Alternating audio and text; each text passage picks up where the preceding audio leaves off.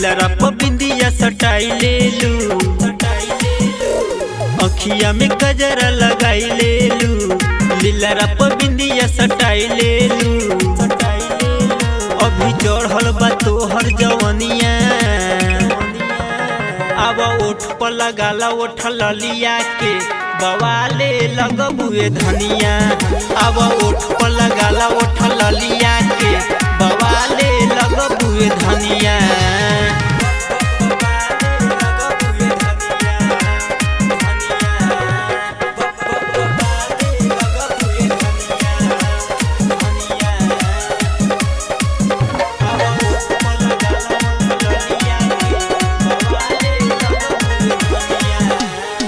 चांद जैसे चमके लगबू कहिले बतिया साँच हो, फूल जैसे खिल जैबू बटे उमरिया कांच हो।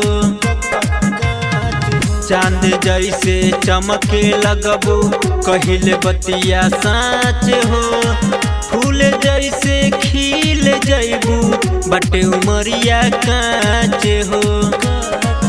आज चू जाई सबके पनिया,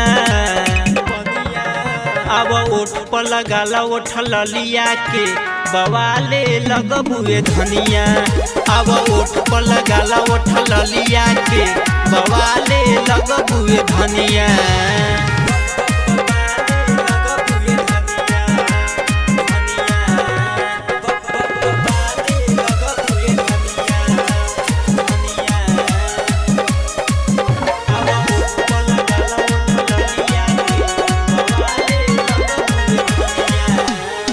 बिना मेकअप के लागेलू हेवी, सुन हमर बेबी हो, तू तो हमारा लागेलू एकदम तेरा नी गरम जिलेबी हो।